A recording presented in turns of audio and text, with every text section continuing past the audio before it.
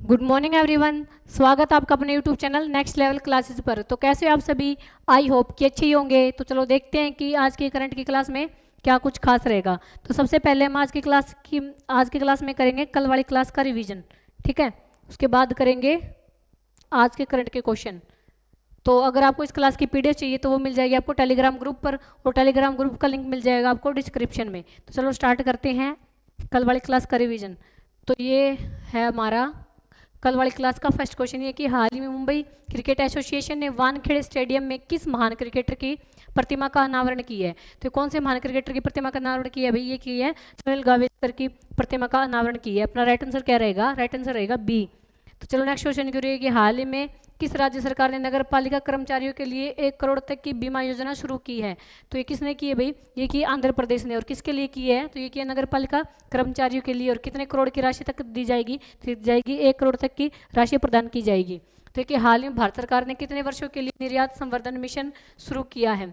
तो ये जो कितने वर्षों के लिए शुरू की है? तो ये की है 2025 से लेकर के 2031 तक। ये की है 2025 से लेकर 31 तक, यानी कि 6 साल के लिए इस मिशन को शुरू की है।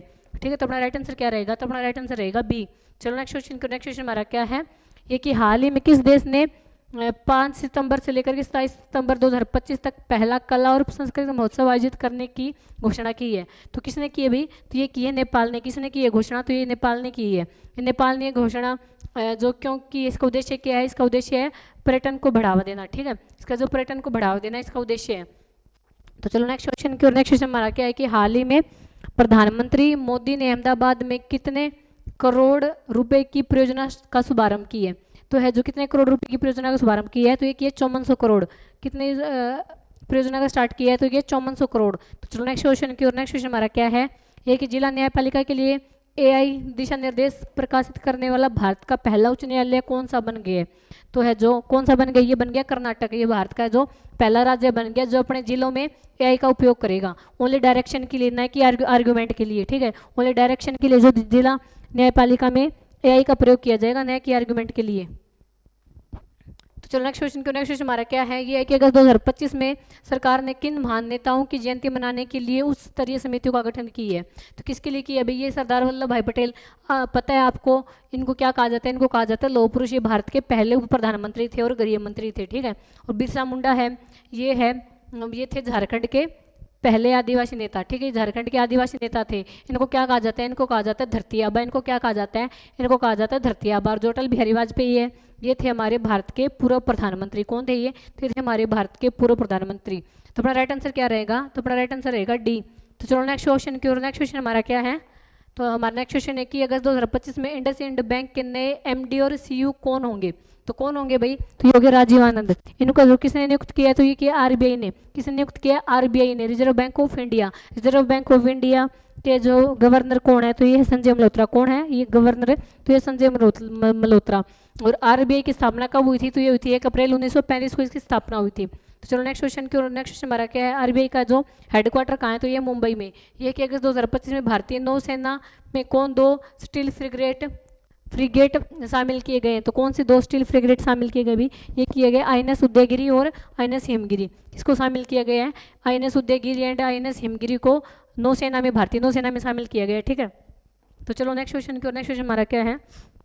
तो कि भारत और विश्व खाद्य कार्यक्रम ने वैश्विक स्तर पर किस वस्तु की आपूर्ति के लिए एक आशय पत्र पर हस्ताक्षर किए हैं? तो किस पे किया भाई? ये किया फोर्टिफाइड राइस पर। किस पे किया ये? तो ये किया फोर्टिफाइड राइस पर। फोर्टिफाइड राइस में क्या होता है? फोर्टिफाइड राइस में होता है आयरन होता है, फोलिक एसिड होता है और विटामिन B12 होता है। ठीक है, तो यहाँ से है अपने आज के करंट के क्वेश्चन। तो कि हाल ही में विमोचित पुस्तक in praise of collision politics के लेखक कौन है? तो इसके लेखक कौन है भाई? प्रेज ऑफ कोलिजन पॉलिटिक्स के लेखक कौन है? तो ये है मनोज कुमार झा। कौन है? तो ये है मनोज कुमार झा। मनोज कुमार कौन है? तो अभी ये भी एक पॉलिटिशियन और एकेडमिक है। ये जो मनोज कुमार झा है ये भी पॉलिटिशियन और एकेडमिक है। ठीक है, ये भी पॉलिटिशियन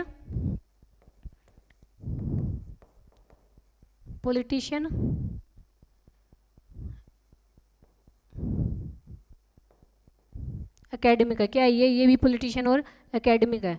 ठीक है, ये भी पॉलिटिशियन और एकेडमिक है।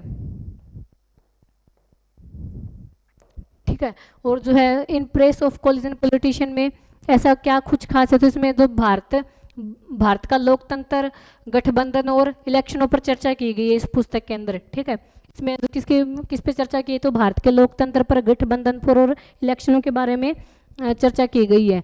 तो जो सासी स्थूरी, इनकी कौन सी पुस्तक है, तो इनकी पुस्तक है कि why I am Hindu, why I am a Hindu. ये कौन सी पुस्तक है, जो सासी स्थूरी, इनकी पुस्तक कौन सी है, तो इनकी पुस्तक है कि why I am a Hindu. और जो रामचंद्र गुहा है, इनकी पुस्तक कौन है, इनकी पुस्तक है Gandhi before India, Gandhi before India. और दूसरी कौन सी है, ये है India after Gandhi, India after Gandhi, India after Gandhi. तो इनकी कौन सी पुस्तक है, जो है रामचंद्र गुहा, इनकी कौन सी पुस्तक है, इनकी पुस्तक है गांधी बिफोर इंडिया और इंडिया आफ्टर गांधी। ठीक है, और जो शशि थरूर है, थरूर है, इनकी कौन सी पुस्तक है, तो ये है why I am a Hindu. और जो मनोज कुमार झा, इनकी कौन सी पुस्तक है, तो इनकी पुस्तक है in praise of collision politics. ठीक है, तो चलो नेक्स्ट क्वेश्चन की। नेक्स्ट क्वेश्चन हमारा क्या है, तो हमारा नेक्स्ट क्वेश्चन है कि अगस्त 2025 में न्यू डेवलपमेंट बैंक के उपाध्यक्ष और मुख्य जोखिम अधिकारी के रूप में किसे नियुक्त किया गया है। तो सबसे पहले हम देखें कि न्यू डेवलपमेंट बैंक क्या है। तो जो न्यू डेवलपमेंट बैंक है, ये क्या है, तो ये है ब्रिक्स देशों का बहुपक्षीय विकास बैंक, देशों का बहुपक्षीय विकास बैंक, विकास बैंक। ठीक है, तो ब्रिक्स के अंदर कौन कौन से देश हैं, ब्रिक्स के अंदर कौन से देश है, तो ये ब्राजील, रूस, भारत, चीन और साउथ अफ्रीका।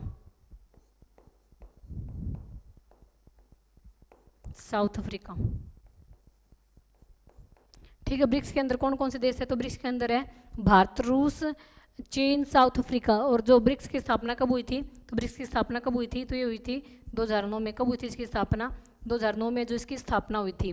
ठीक है, तो जो न्यू डेवलपमेंट बैंक है, इसकी स्थापना कब हुई थी, तो इसकी स्थापना हुई थी 15 जुलाई 2014 को इसकी स्थापना हुई थी। कब हुई थी इसकी स्थापना, तो ये थी 15 जुलाई 2014 को हुई थी। ब्रिक्स के छठे सम्मेलन में इसकी स्थापना हुई थी, ब्रिक्स के छठे सम्मेलन में इसकी स्थापना हुई थी, ब्रिक्स के छठे सम्मेलन में इसकी स्थापना हुई थी, छठे सम्मेलन में है जो इसकी स्थापना हुई थी। ठीक है, इसकी स्थापना कब हुई थी, तो इसकी स्थापना हुई थी 15 जुलाई 2014 को ब्रिक्स के छठे सम्मेलन में है जो न्यू डेवलपमेंट बैंक की स्थापना हुई थी। और जो न्यू डेवलपमेंट बैंक है, इसका जो हेडक्वार्टर कहाँ है, इसका हेडक्वार्टर कहाँ है, तो ये संघाई में। कहाँ है इसका हेडक्वार्टर, तो ये है संघाई में। कहाँ है इसका हेडक्वार्टर, तो ये संघाई चीन में इसका हेडक्वार्टर है न्यू डेवलपमेंट बैंक का। ठीक है, तो अपना राइट आंसर क्या रहेगा, उपाध्यक्ष किसको नियुक्त किए गए हैं, तो किया गया डॉक्टर राजीव रंजन को। किसको किया गया है, तो ये जो उपाध्यक्ष है डॉक्टर राजीव रंजन को है जो न्यू डेवलपमेंट बैंक का उपाध्यक्ष और मुख्य जोखिम अधिकारी के रूप में नियुक्त किया गया है। तो जो है शक्तिकांत दास है, ये आपको पता है, ये आरबीआई के गवर्नर थे, आरबीआई के 25वें गवर्नर थे, 25वें गवर्नर थे ये, 25वें गवर्नर थे। और अब आरबीआई के गवर्नर कौन है, तो ये संजय मल्होत्रा। कौन है ये, तो ये Sanjay Malhotra at a time पे जो आरबीआई के गवर्नर है। ठीक है, और जो राजीव आनंद है, ये मैंने कल आपको क्वेश्चन करवाया था, इनको अभी इंडसइंड बैंक का सीईओ नियुक्त किया गया है, इंडसइंड बैंक का सीईओ नियुक्त किया गया इनको। ठीक है, राजीव आनंद को। तो अपना राइट आंसर क्या रहेगा, अपना राइट आंसर रहेगा बी। क्या अपना राइट आंसर, तो अपना राइट आंसर है बी। तो चलो नेक्स्ट क्वेश्चन की और। नेक्स्ट क्वेश्चन हमारा क्या है, तो ये हमारा नेक्स्ट क्वेश्चन ये कि सुरू समर फेस्टिवल 2025 का उद्घाटन कहाँ हुआ है। तो ये जो सुरू समर फेस्टिवल है, ये कहाँ का फेस्टिवल है भाई, तो ये लद्दाख का। कहाँ का फेस्टिवल है ये, तो जो सुरू समर फेस्टिवल है, कहाँ का फेस्टिवल है,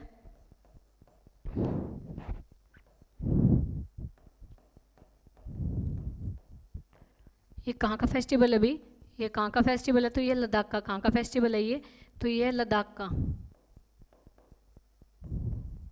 ये कहाँ का फेस्टिवल है, तो ये लद्दाख का फेस्टिवल है और ये समर फेस्टिवल है। ठीक है, ये ग्रीष्म उत्सव है। ये क्या है, ये ग्रीष्म उत्सव है। तो है जो अब की बार ये चर्चा में क्यों है, अब की बार ये चर्चा में इसलिए क्योंकि लद्दाख में अगस्त में पहली बार बर्फबारी हुई है। अगस्त में पहली बार बर्फबारी हुई है, पहली बार बर्फबारी हुई है, इसलिए चर्चा में है। ठीक है, तो इस पहली बार अगस्त में पहली बार बर्फबारी होकर के इसने जो समर फेस्टिवल को है जो विंटर फेस्टिवल बना दिया है। ठीक है, इसने समर फेस्टिवल को है जो विंटर फेस्टिवल बना दिया, इसलिए चर्चा में है क्योंकि अगस्त में पहली बार लद्दाख में बर्फबारी हुई है। तो अपना राइट आंसर क्या रहेगा कि समर फेस्टिवल 2025 का उद्घाटन कहाँ हुआ है, तो ये कहाँ हुआ है, तो ये हुआ है सुरू वैली लद्दाख में। कहाँ हुआ इसका उद्घाटन, तो ये हुआ है सुरू घाटी लद्दाख में इसका जो उद्घाटन हुआ है। ठीक है, इसका उद्घाटन किसने किया है, इसका उद्घाटन जो इसका आयोजन किसने किया है, इसका जो आयोजन है किसने किया है, जो आयोजन है किसने किया है, तो जो इसका आयोजन है ये किसने किया भाई, ये किया केंद्रीय मंत्री और उपराज्यपाल ने, उपराज्यपाल द्वारा इसका उद्घाटन किया गया। इसका उद्घाटन किसने किया है, तो ये किया केंद्रीय मंत्री और उपराज्यपाल कावेंद्र गुप्ता द्वारा इसका उद्घाटन किया, कावेंद्र गुप्ता द्वारा इसका उद्घाटन किया गया। ठीक है, इसका उद्घाटन किसने किया, तो ये केंद्रीय मंत्री और उपराज्यपाल कावेंद्र गुप्ता ने इसका उद्घाटन किया है। सुरू वैली लद्दाख में जो सुरू समर फेस्टिवल का उद्घाटन किसने किया, तो ये केंद्रीय मंत्री और उपराज्यपाल कावेंद्र गुप्ता ने इसको उद्घाटन किया। तो अपना राइट आंसर क्या रहेगा, तो ये रहेगा बी। तो चलो नेक्स्ट क्वेश्चन की, नेक्स्ट क्वेश्चन हमारा क्या है, ये कि रण संवाद 2025 त्रिसेवा संवाद कहाँ शुरू हुआ है। तो ये जो रण संवाद क्या है भाई, रण संवाद क्या है, तो ये है रण संवाद क्या है, संवाद क्या है, तो ये है सेना कॉन्फ्रेंस। क्या है ये, सेना कॉन्फ्रेंस। तो ये क्या है, ये सेना कॉन्फ्रेंस है। क्या है ये, तो ये है सेना कॉन्फ्रेंस।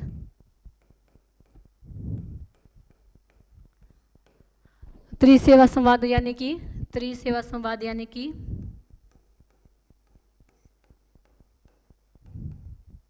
त्रिसेवा संवाद में जो तीनों सेवाओं के जो अवसर है वो शामिल होते हैं,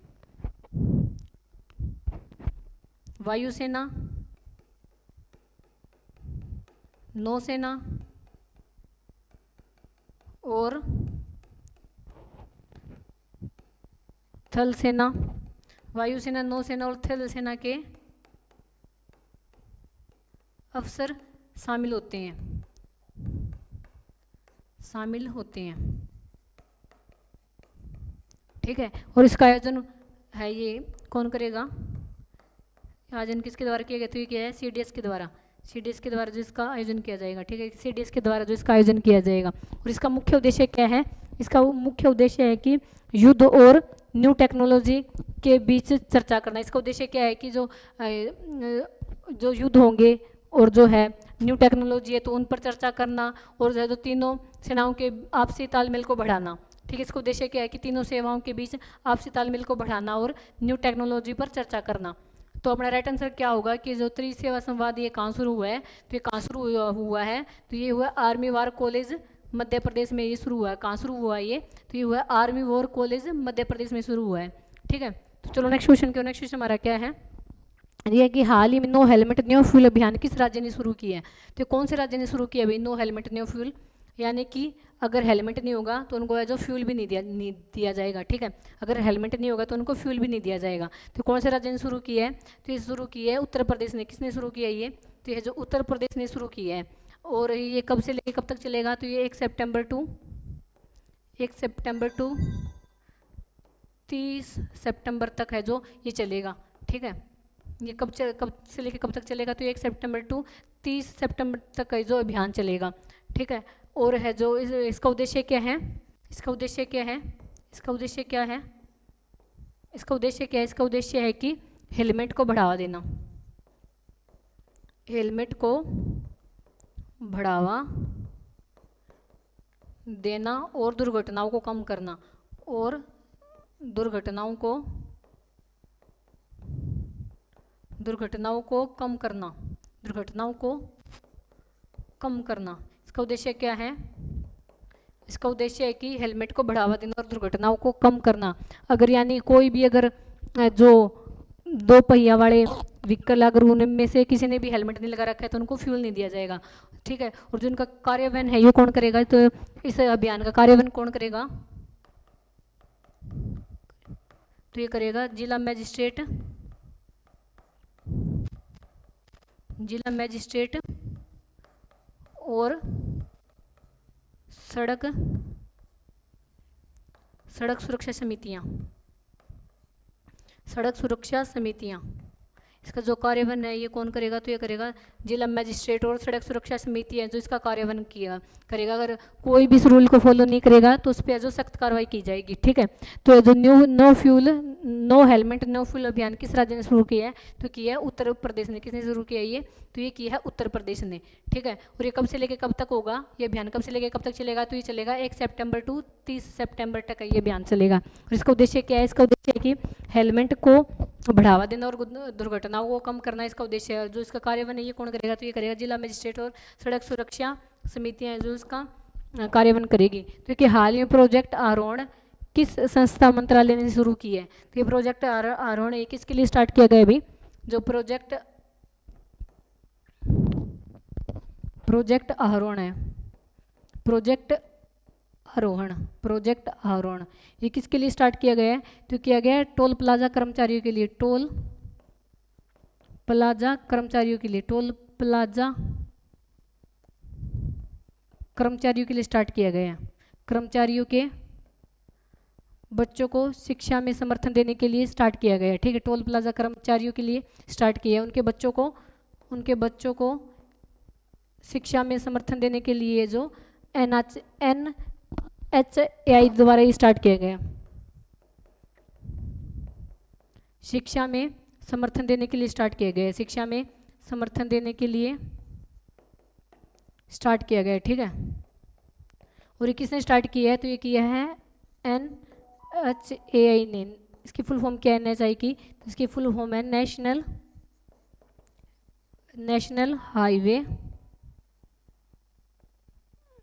highway authority of India, authority of India. इसकी फुल फॉर्म क्या है, इसकी फुल फॉर्म है national highway authority of India,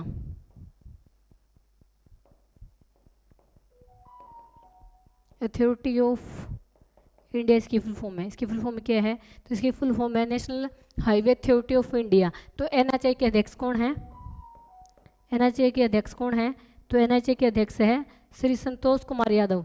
कौन है ये, तो ये श्री संतोष कुमार यादव, श्री संतोष कुमार यादव, श्री संतोष कुमार यादव है जो NHAI के अध्यक्ष है, ठीक है। जो कौन से मंत्रालय द्वारा शुरू किया गया है, तो ये किया गया है NHAI द्वारा जो स्टार्ट किया गया है। जो इसका आयोजन है ये किसने किया है, आयोजन किसने किया है इसका, तो ये जो आयोजन है ये किसने किया है, तो ये किया है श्री संतोष कुमार यादव ने जो इसका आयोजन किया है, ठीक है। जो इसका आयोजन है ये किसने किया है, तो इसका जो आयोजन है ये किसने किया है, तो ये जो संतोष कुमार यादव ने जो इसका आयोजन किया है, ठीक है। तो चलो नेक्स्ट क्वेश्चन हमारा क्या है, तो हमारा नेक्स्ट क्वेश्चन है कि हाल ही में आध्यात्मिक पर्यटन को बढ़ावा देने के लिए ग्लोबल स्पिरिचुअल कॉन्क्लेव की मेजबानी किस शहर ने की है, तो है जो ग्लोबल स्पिरिचुअल कॉन्क्लेव की जो मेजबानी किसने की है, तो ये की है उज्जैन ने। किसने की है ये, तो ये की है उज्जैन ने। किसने की है ये, उज्जैन मध्य प्रदेश ने जो इसकी मेजबानी की है, ठीक है। और ये क्यों की है, तो इसमें जो पर्यटन को बढ़ावा देने के लिए इसको स्टार्ट किया गया, पर्यटन को बढ़ावा देने के लिए, पर्यटन को बढ़ावा देने के लिए इसका उद्देश्य क्या है, इसका उद्देश्य है कि पर्यटन को बढ़ावा देने के लिए इसको शुरू किया गया है।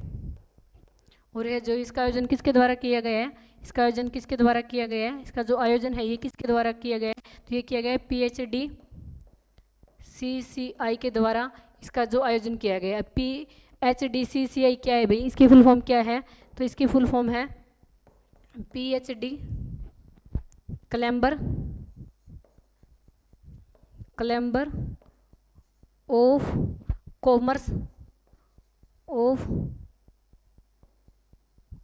Commerce in industry,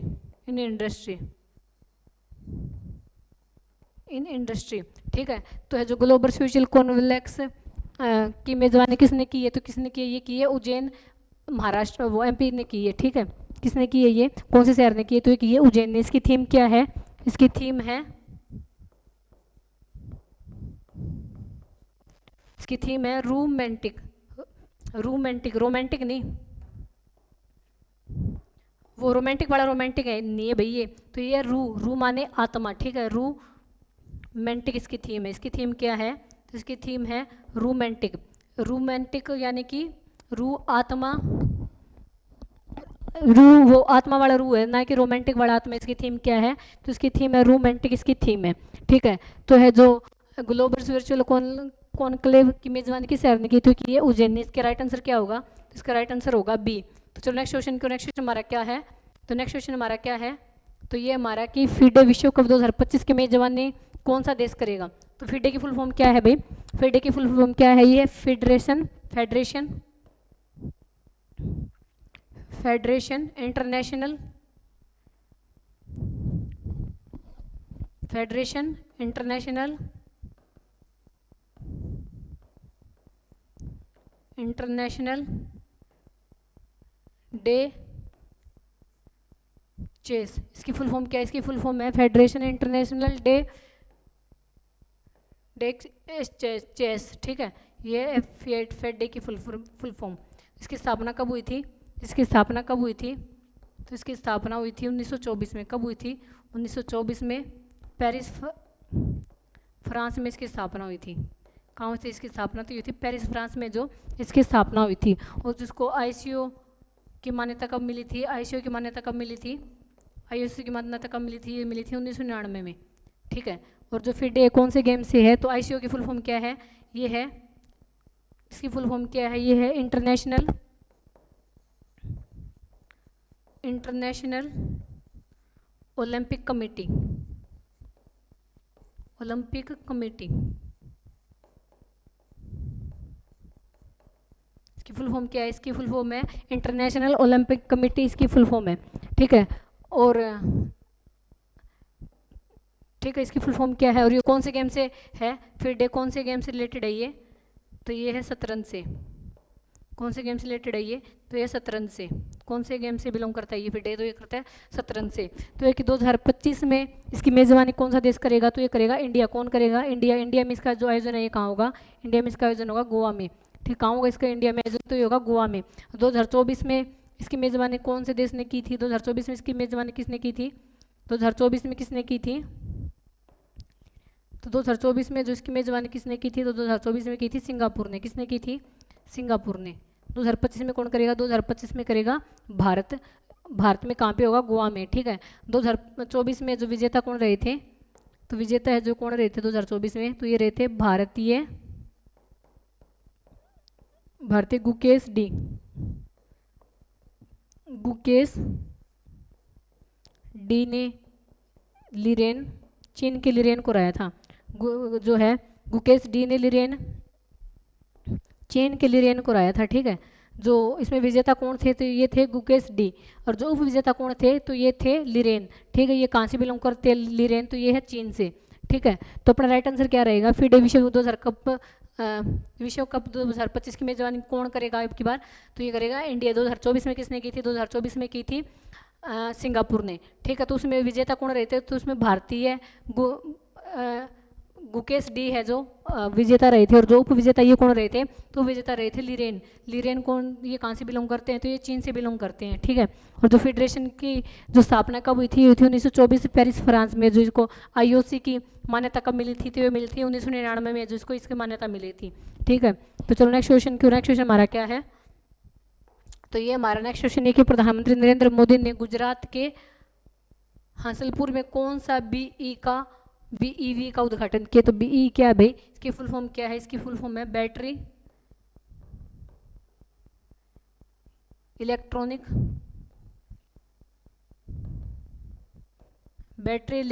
vehicle. इसकी फुल फॉर्म क्या है, ये है बैटरी इलेक्ट्रॉनिक व्हीकल, ठीक है। तो है जो का उद्घाटन किसने किया, तो कौन किसका किया भाई उद्घाटन, तो ये किया मारुति सुजुकी ई विटारा। किसका उद्घाटन किया है ये, तो किया Maruti Suzuki e Vitara battery electronic vehicle. और इसका उद्घाटन किसने किया है, उद्घाटन किसने किया है ये, तो जो उद्घाटन किसने किया है, तो ये किया प्रधानमंत्री ने। उद्घाटन किसने किया है, तो किया उद्घाटन किसने किया है, तो किया प्रधानमंत्री ने। किसने किया, ये प्रधानमंत्री नरेंद्र मोदी ने जो इसका उद्घाटन किया है। और इन्होंने क्या कहा है, इन्होंने कहा है कि make in India make for the world. इन्होंने क्या कहा है, make in India make for the world, make for the world, यानी कि भारत में बनाओ और पूरे वर्ल्ड के लिए बनाओ। ठीक है, इसका उद्देश्य क्या है, इनका उद्देश्य क्या है, इनका उद्देश्य है कि make in India make for the world, यानी कि भारत में बनाओ बट पूरे देश के लिए बनाओ। ये बात प्रधानमंत्री जी ने कही है। ठीक है, और है जो इसका उद्घाटन किसने किया, प्रधानमंत्री ने किया। और कहाँ किया है, तो ये कहाँ किया है इसका उद्घाटन, तो ये किया है Maruti Suzuki plant, Maruti Suzuki plant